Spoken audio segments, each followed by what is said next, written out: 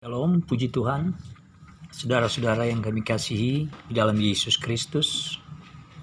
Kita berjumpa dalam hubungan bersama dengan Allah, edisi 25. Yang akan kita bicarakan pada saat ini adalah suatu renungan Kristen yang berjudul Kekuatan Kristen untuk Menghadapi Virus Corona.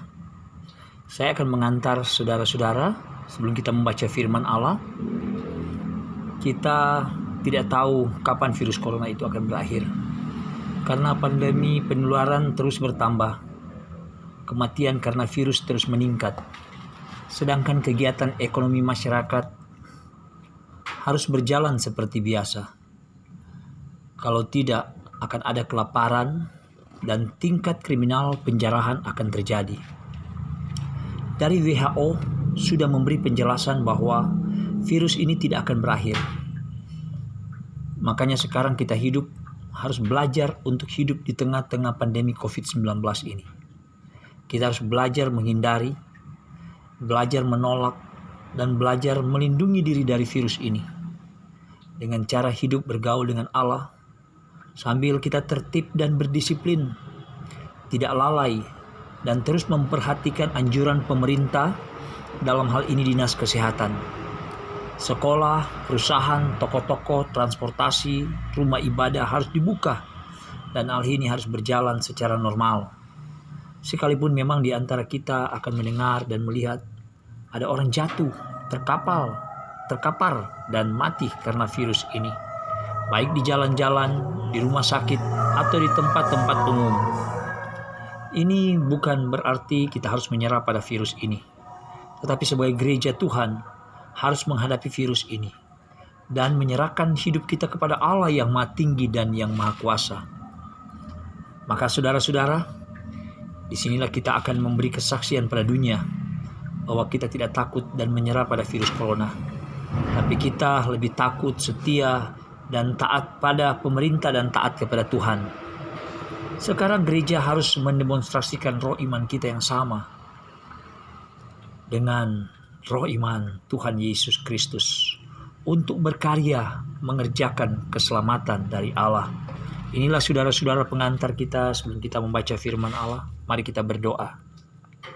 Bapa di sorga, Bapa di dalam nama Tuhan kami Yesus Kristus, Tuhan Juru Selamat kami yang hidup. Kami tahu, kami percaya, bahkan kami ucap syukur bahwa hidup kami berada di tangan Tuhan. Bahwa Tuhan tidak pernah meninggalkan dan membiarkan kami Bapa. Karena itu pada saat ini, suatu waktu yang indah, kami mencari wajah Tuhan. Dapat hidup bergaul dengan Allah, memohon petunjuk bimbingan Allah untuk kami membaca, merenungkan firman ini. Dalam hubungannya dengan kaitan di masa virus pandemik COVID-19 ini Tuhan. Kami dapat belajar tentang Tuhan dan rencana-rancangan Tuhan yang begitu baik dalam hidup kami. Terpujilah nama-Mu Tuhan. Kami mohon tuntunan bimbingan petunjuk Tuhan untuk kami dapat memahami akan firman ini dan kami dapat melakukan kehendak Allah.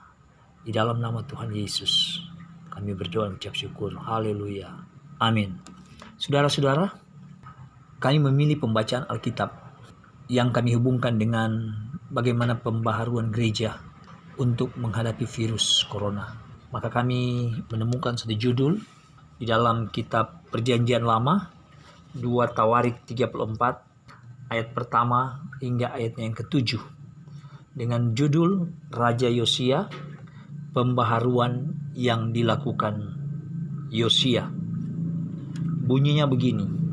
Yosia berumur 8 tahun pada waktu ia menjadi raja dan 31 tahun lamanya ia memerintah di Yerusalem. Ia melakukan apa yang benar di mata Tuhan dan hidup seperti Daud bapa leluhurnya dan tidak menyimpang ke kanan atau ke kiri.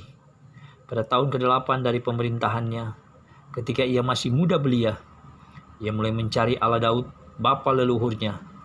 Dan pada tahun ke-12 ia mulai mentahirkan Yehuda dan Yerusalem daripada bukit-bukit pengorbanan, tiang-tiang berhala, patung-patung pahatan, dan patung-patung tuangan.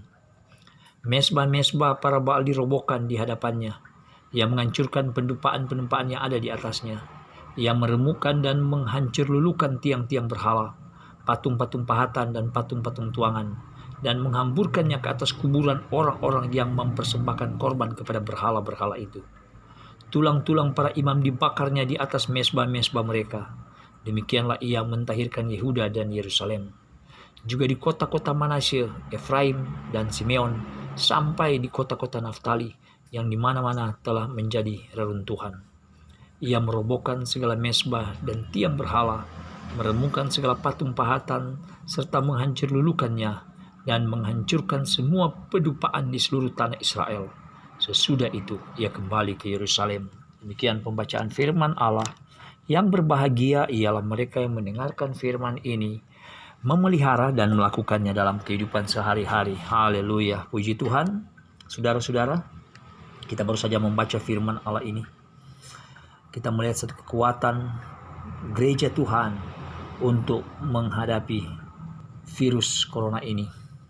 Saudara-saudara, kita sudah baca firman di dalam 2 Tawarik ini. Kita lihat bagaimana Raja Yosia melakukan pembaharuan. Yosia artinya semoga Yahweh menyelamatkan. Adalah Raja Yehuda ke-16. Menjadi raja usia masih 8 tahun. Ia memerintah sekitar 31 tahun lamanya. Saya teringat ya, 31 tahun hampir waktu sama dengan ketika Yesus hidup di dunia. Pada saat itu Yosia memerintah tahun 640 sampai 609 sebelum Masehi. Ayat 1 kalau kita baca, saudara-saudara, ia adalah putra atau pengganti Raja Amon. Jadi Raja Amon adalah ayahnya dan Manasye kakeknya. Baik Raja Amon maupun Manasye, di hadapan Tuhan mereka melakukan hal-hal yang jahat. Namun Yosia pertama kali telah disebutkan oleh seorang abdi Allah dan sudah dibuatkan oleh seorang abdi Allah. Saudara dapat baca dalam 1 Raja-Raja 13 ayat 2 berkata bahwasanya seorang anak akan lahir pada keluarga Daud. Yosia namanya.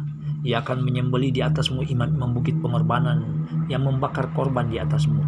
Juga tulang-tulang manusia akan dibakar di atasmu. Itu saudara-saudara nubuatan. Dan kita lihat pada ayat 2 bahwa Yosia ini melakukan apa yang benar di mata Tuhan. Raja Yosia yang masih belia melakukan apa yang benar di mata Tuhan. Dalam bahasa Ibrani, benar artinya jujur, lurus, tulus, dan meratakan. Maksudnya bahwa Raja Yosia ini mengikuti hukum, ketetapan, dan aturan Tuhan Allah. Dicatat juga bahwa Yosia tidak menyimpang ke kanan atau ke kiri. Saya melihat bahwa arti Yosia ini hampir sama dengan Yosua ya. Pada ayat 26, ayat 6, di mana Yosua juga tidak menyimpang ke kanan atau ke kiri. Dan hal ini ditegaskan juga oleh pemazmur dari Mazmur 119 ayat 10. Pada ayat 3, ketika saudara membaca firman tadi, pada tahun ke-8 pemerintahannya, di mana Yosia sudah berusia 16 tahun, yang di mana Yosia masih muda belia, dikatakan di dalam firman bahwa Yosia mulai mencari Allah, yakni yang disembah dan dimuliakan oleh Daud, bapa leluhurnya. Kita lihat di sini mencari Allah. Kata mencari dalam bahasa Ibrani yaitu daras, artinya meminta petunjuk dan bertanya kepada Tuhan. Maka pada tahun ke-12 pemerintahannya, tahun ke-12 itu berarti Yosia sudah berusia 20 tahun. Maka Alkitab mencatat ia mulai mentahirkan Yehuda dan Yerusalem. Artinya Yosia membersihkan bebas dari kotoran, ya. Tidak bersentuhan dengan yang najis, bebas dari perbuatan jahat.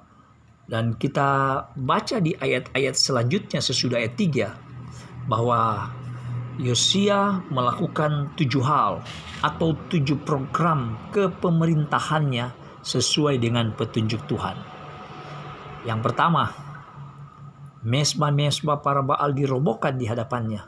Kedua, ia menghancurkan pedupaan-pedupaan yang ada di atasnya. Ketiga, ia meremukkan dan menghancur lulukan tiang-tiang berhala. Keempat, ia meremukkan dan menghancurkan patung-patung pahatan dan patung-patung tuangan. Yang kelima, Yosia menghamburkan ke atas kuburan orang-orang yang mempersembahkan korban kepada berhala-berhala. Yang keenam, tulang-tulang para imam dibakarnya di atas mesbah-mesbah mereka. Yang ketujuh, sesudah Yosia melakukan itu, Yosia mentahirkan Yehuda dan Yerusalem. Haleluya, puji Tuhan. Ketika kita membaca, saudara, dan memperhatikan firman ini, sekarang kita yang masih hidup, apa yang harus kita lakukan? Apa yang gereja harus lakukan? Saudara-saudara yang kekasih, mari kita belajar dari Raja Yosia. Latar belakang kerajaan Israel hancur lebur sesudah Raja Daud wafat.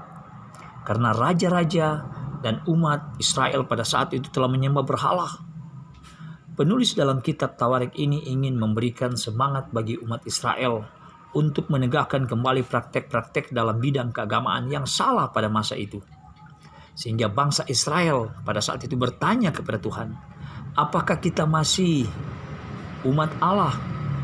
Apakah Allah ingat janjinya kepada Daud? Maka ketika kita baca kitab Tawarik ini untuk membuka praktek-praktek gereja juga yang salah di masa sekarang, maka tidak heran gereja kita bertanya kepada Tuhan, apakah gereja kita masih gereja Tuhan? Maka Allah ingat akan janji keselamatan dengan pengorbanan Yesus Kristus di kayu salib. Maka seperti ini yang terjadi di zaman Yosia, Raja Yosia. Maka sekarang telah terjadi di zaman corona. Saudara-saudara yang kasih dalam Tuhan, seperti tadi saya bertanya, apa yang harus kita lakukan? Jawabannya adalah kita harus melakukan pembaharuan pada gereja Tuhan. Kita harus melakukan pentahiran pada gereja Tuhan seperti Yosia. Alasannya adalah karena gereja pada masa sekarang ini telah jadikan tempat ibadah sekuler tanpa iman dan tanpa membangun tubuh Kristus untuk menghidupkan roh Kristus hidup dalam diri manusia. Karena dengan roh iman Kristus Yesus yang mampu menghadapi, yang mampu mengalahkan, bahkan yang dapat menghancurkan virus corona ini. Saudara-saudara, mungkin yang kita tanya adalah pembaharuan apa yang gereja harus lakukan supaya memperoleh roh iman Kristus untuk menghadapi virus corona ini. Mari kita perhatikan saudara-saudara, di mana Yosia melakukan pembaharuan dan pentahiran atas Yerusalem dan Yehuda, maka gereja kita juga harus melakukan pembaharuan dan pentahiran. Sama di mana kita menyemprotkan disinfektan terhadap virus yang menempel dalam tubuh kita, maka sekarang kita harus menyemprotkan firman Allah pada tubuh gereja kita sebagai tubuh Kristus untuk kita dapat melawan virus, yaitu virus-virus penyembahan berhala di masa sekarang ini. Kita dapat melihat saudara-saudara bagaimana penyembahan-penyembahan berhala yang terjadi di masa sekarang ini pada gereja-gereja. Dapat kita bagi dalam 3 bagian. Yang pertama, gereja-gereja penyembahan berhala yang pertama, yaitu gereja-gereja yang berada di pedalaman atau pedesaan, di mana banyak orang Kristen yang masih bersifat animisme, yaitu percaya pada roh yang mendiami di pohon, batu, sungai, gunung, dan sebagainya. Di mana di pedesaan, di pedalaman, dinamisme artinya percaya pada segala sesuatu yang punya kekuatan atau ada magic atau pelindung diri. Orang sudah bergereja, tetapi masih banyak orang yang mendua hati. Masih banyak orang percaya pada pemberian dan peninggalan dari leluhur mereka, dari nenek mereka atau tetek mereka. Banyak di pedalaman, di desa-desa, gereja sudah berdiri dan dikatakan sudah beriman, tetapi mereka masih percaya kepada dukun, opo-opo, dan masih percaya pada sihir-sihir. Mereka masih mencari pada kuasa kegelapan. Bahkan ada prosesi ibadah yang dihubungkan dengan bulan purnama, sesuai dengan adat istiadat di kampung halamannya. Itu penyembahan berhala, saudara-saudara, pada gereja yang pertama. Yang kedua, penyembahan berhala terjadi pada gereja yang konservatif yang terbawa oleh peradaban kota. Gereja yang masih membuat patung untuk disembah. Ini terpengaruh dengan gereja di zaman Romawi, di mana kota Roma banyak dipenuhi dengan patung-patung. Sehingga patung-patung itu diubah di zaman sekarang, gereja zaman sekarang. Misalnya patung Yesus, patung Maria, patung tokoh agama yang kita segani dan kultuskan. Saya memberi kesaksian kepada saudara-saudara. Pada tahun 2016, saya pernah menyurat kepada Bupati Minahasa Selatan untuk membatalkan rencana proyek patung Yesus di atas Gunung Sasayaban menghadap ke laut ke Teluk Amurang. Memang sekalipun pembangunan ini merupakan ikon pariwisata daerah, tetapi itu kekejian dan tidak sesuai dengan nafas kekristenan. Karena Tuhan sangat tegas melarang pembuatan patung ini. Saudara dapat baca dalam Keluaran 20:4 berkata, "Jangan membuat bagimu patung yang menyerupai apapun yang ada di langit di atas, atau yang ada di bumi di bawah, atau yang ada di dalam air di bawah bumi. Jangan sujud menyembah kepadanya." Saudara-saudara, memang ketika patung itu dibangun tidak untuk disembah. Tetapi ketika orang memandang dan berkata dalam hatinya betapa hebat, betapa besar, betapa megah, dan betapa mengagumkan patung ini, maka disinilah mulai terciptanya penyembahan berhala kepada patung itu. Kita lihat beberapa tahun lalu setelah kota Manado dibangun patung Tuhan Yesus memberkati, maka sepanjang sejarah tidak pernah terjadi banjir bandang untuk kota Manado. Nanti ketika patung itu didirikan, maka terjadi malapetaka dahsyat yang menelan korban jiwa dan jutaan harta benda hancur berantakan. Dan itu bencana yang sangat besar. Saudara-saudara yang kasih, sistem penyembahan gereja konservatif ini telah menciptakan berhala, di mana mengkeramatkan atau mengsakralkan organisasi gereja. Artinya, banyak orang memandang di zaman sekarang bahwa gereja mereka yang benar, sedangkan yang lainnya ketika gereja itu ada, gereja itu sesat. Bahkan juga banyak yang mengkultuskan jabatan atau pemimpin gereja. Ini yang kita lihat. Berhala yang ketiga yang terjadi pada gereja, saudara-saudara, terjadi di perkotaan, di mana gereja di perkotaan terkontaminasi dengan gaya hidup modern atau liberalisasi. Gereja terbuka, bebas untuk beribadah dan berekspresi. Biasanya gereja-gereja di perkotaan lebih banyak memuaskan telinga sorga, walaupun banyak dosa-dosa terselubung yang telah bertumbuh subur dan dibiarkan terjadi. Mari kita melihat penyembahan berhala yang dilakukan oleh gereja-gereja modern di perkotaan. Saya dapat mengerti ini, saudara-saudara, ketika saya membaca di dalam kitab surat Paulus kepada jemaat Efesus 5 ayat 5 berkata, "Ingatlah ini baik-baik." Jadi ingatlah ini baik-baik. Tidak ada orang sundal, orang cemar, atau orang serakah. Artinya orang sundal dan orang serakah ini, orang cemar ini artinya penyembah berhala. Ya. Jadi penyembah berhala ini di zaman modern di perkotaan ini adalah orang sundal, orang cemar, atau orang serakah. Penyembah berhala ini tidak mendapat bagian dalam kerajaan Kristus dan Allah. Kita perhatikan, saudara, dan kita lihat penyembah-penyembah berhala pada gereja modern di perkotaan. Kita lihat 3 penyembahan berhala ini, saudara, yang terjadi di gereja masa sekarang ini.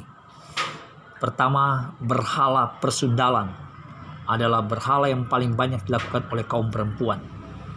Banyak perempuan Kristen yang melakukan persundalan di hadapan Allah, gonta-ganti laki-laki, rajin masuk gereja, tetapi di luar gereja dia banyak melakukan persundalan. Berhala kecemaran adalah yang paling banyak dilakukan oleh kaum laki-laki, di mana kaum laki-laki suka melepaskan spermanya di mana-mana, gonta-ganti istri, penuh dengan mata sinah. Kita melihat, saudara, 2 berhala ini banyak dilakukan oleh keluarga-keluarga Kristen yang tidak menjaga kekudusan perkawinan. Malahan banyak terjadi perceraian, perselingkuhan, kawin siri, KDRT, pelecehan seksual, rumah tangga berantakan, dan anak-anak masa depan mereka hancur gara-gara penyembahan berhala ini. Sangat kesian saudara-saudara. Saya pernah melihat seorang Kristen membawa istri orang lain, suami orang lain datang beribadah di gereja, tetapi tidak ditegur oleh gereja, tetapi dibiarkan dengan alasan nanti domba kita lari dari kandang kita dan lari ke kandang yang lain. Kita akan kehilangan persembahan. Ada juga para hamba Tuhan yang berselingkuh dengan sesama jemaat. Ada sesama pelayan Tuhan berdalih kita keluar untuk pelayanan, padahal mereka saling melayani seks jasmani. Inilah yang membuat penyembahan berhala yang akan menjadi seperti Sodom dan Gomora. Saudara, lihat pembaharuan yang dilakukan Raja Yosia dalam 2 Raja-Raja 23 ayat 7 yang hampir bersamaan dengan kitab Tawarik yang kita baca tadi. Di mana dikatakan Yosia merobohkan petak-petak pelacuran bakti yang ada di rumah Tuhan. Saudara dapat baca itu. Saudara-saudara, mari kita lihat berhala yang ketiga, yaitu berhala serakah. Keserakahan kerakusan adalah berhala yang hanya mementingkan diri sendiri terjadi di zaman gereja modern, yang tidak memusingkan keberadaan, kesengsaraan, dan penderitaan orang lain. Banyak orang berkhotbah dan seakan-akan memperhatikan keadaan orang miskin dan keadaan orang lain. Tetapi yang terjadi justru banyak orang-orang yang berdiri dan tertawa menikmati hasil usahanya dari korupsi di atas penderitaan orang lain. Banyak orang Kristen yang mengambil bukan bagian haknya, bahkan dia mengambil bagian dari hak-hak dari orang miskin. Maka sikap serakah ini telah ditunjukkan contoh oleh Ananias dan Safira yang telah dibunuh oleh Tuhan karena hanya untuk kepentingan diri sendiri. Tetapi toh gereja juga tidak dapat memperhatikan cara-cara hidup praktek seperti ini yang tidak diinginkan oleh Allah. Banyak hamba Tuhan yang memang melayani, tetapi juga menyembah berhala serakah. Banyak yang sudah hidup mewah, bahkan ada yang sangat rakus dalam mengambil uang gereja.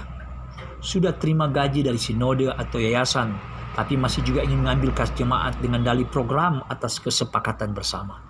Itu bukan kesepakatan dengan Allah, saudara-saudara. Anda sebagai hamba Tuhan, tetapi Anda telah bersepakat dengan iblis untuk membuat sebenarnya diri hamba-hamba Tuhan ini terjerat masuk neraka. Tapi mereka tidak mau sadar atas pelanggaran penyembahan berhala keserakahan mereka seperti ini. Banyak orang Kristen memberi persembahan persepuluhan, persembahan rutin yang banyak-banyak dan ingin dibacakan di hadapan jemaat supaya mereka kelihatan orang baik dan peduli terhadap gereja. Padahal saudara-saudara, uang yang mereka persembahkan adalah uang darah, uang dari hasil korupsi karena mereka serakah. Dan kita melihat gereja sekarang tertawa, bersyukur dan menerima uang itu dianggap berkat, dan menerima uang itu masuk di dalam kas perbendaharaan Tuhan. Padahal uang berhala itu adalah buah keserakahan yang gereja tidak berdaya menolaknya, dan itu adalah kekejian bagi Tuhan Allah. Saudara-saudara, Raja Yosia mereformasi perbendaharaan gereja secara terbuka, dan ia berkata dalam 2 Raja-Raja 22 ayat 4 dan 7. Pergilah kepada imam besar Hilkiah, suruhlah ia menyerahkan seluruh uang yang telah dibawa ke dalam rumah Tuhan, yang telah dikumpulkan dari pihak rakyat oleh penjaga-penjaga pintu. Tetapi tidak usahlah mengadakan perhitungan dengan mereka mengenai uang yang diberikan ke tangan mereka, sebab mereka bekerja dengan jujur. Sekarang saudara-saudara hamba-hamba Tuhan, pekerja-pekerja gereja harus jujur dan terbuka kepada jemaat, supaya kita tidak menyembah berhala keserakahan. Saudara-saudara yang kasih di dalam Tuhan, kita sudah tahu penyembah-penyembah berhala yang dilakukan oleh gereja-gereja modern di masa sekarang ini. Maka apa yang harus kita respon atau kita perbuat terhadap firman Tuhan ini? Mari kita baca jawabannya, saudara, respon kita di dalam Kolose 3 ayat 5-6 terhadap penyembahan berhala ini. Yaitu kunci untuk menjadi gereja atau manusia baru di hadapan Tuhan. Seperti dikatakan di dalam Kolose 3 ayat 5 ayat 6. Karena itu matikanlah dalam dirimu segala sesuatu yang duniawi, yaitu percabulan, kenajisan, hawa nafsu, nafsu jahat, dan juga keserakahan. Yang sama dengan penyembahan berhala. Bayangkan saudara, diulang lagi, yang sama dengan penyembahan berhala. Semuanya itu mendatangkan murka Allah. Sudah dengar? Semuanya itu mendatangkan murka Allah atas orang-orang durhaka. Sekalipun engkau hamba Tuhan, sekalipun engkau orang Kristen, tapi kalau engkau melakukan perbuatan-perbuatan penyembahan berhala ini, engkau termasuk orang-orang durhaka. Saudara-saudara yang kasih dalam Tuhan, saya membaca ini ya, mudah-mudahan di masa sekarang ini saudara tidak masuk dalam penyembahan berhala seperti ini, sehingga virus corona ini tidak akan membuat murka Allah yang akan menyapu mati 1/4 manusia di atas bumi ini dalam rangka pentahiran dan pemulihan yang dilakukan Allah. Saya teringat akan bangsa Israel ketika yang tua-tua tidak dapat masuk tanah Kanaan. Tetapi yang masuk tanah Kanaan adalah generasi baru yang sudah ditahirkan dan sudah dipulihkan dan dibaharui oleh Allah. Dan mudah-mudahan ini tidak terjadi, saudara. Tapi aku sendiri tidak tahu rancangan Allah terhadap dunia ini. Saudara-saudara yang kasih dalam Tuhan, renungan firman Allah ini.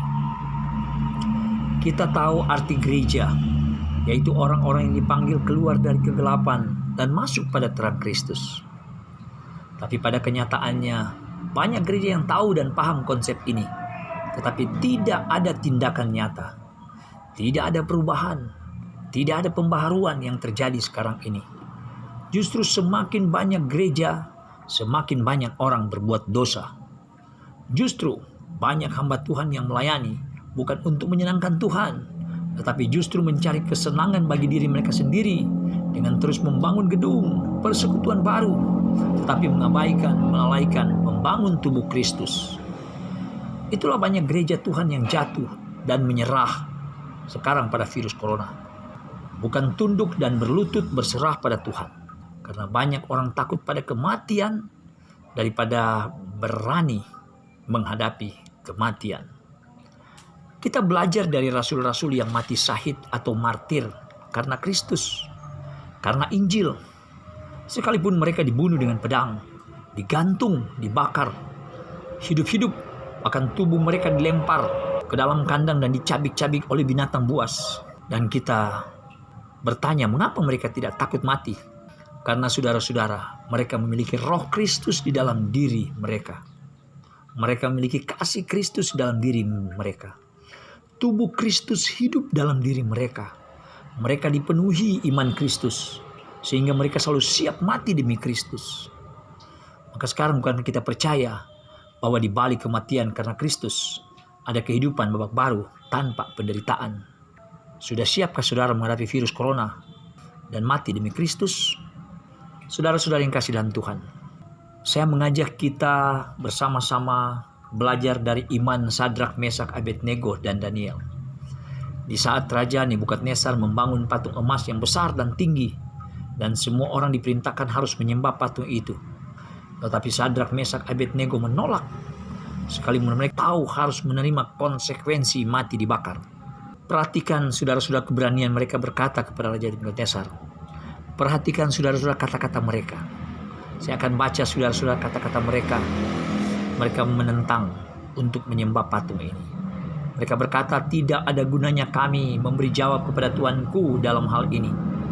Jika Allah yang kami puja sanggup melepaskan kami, maka Ia akan melepaskan kami dari perapian yang menyala-nyala itu.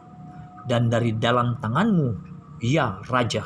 Tetapi seandainya tidak. Ini saudara.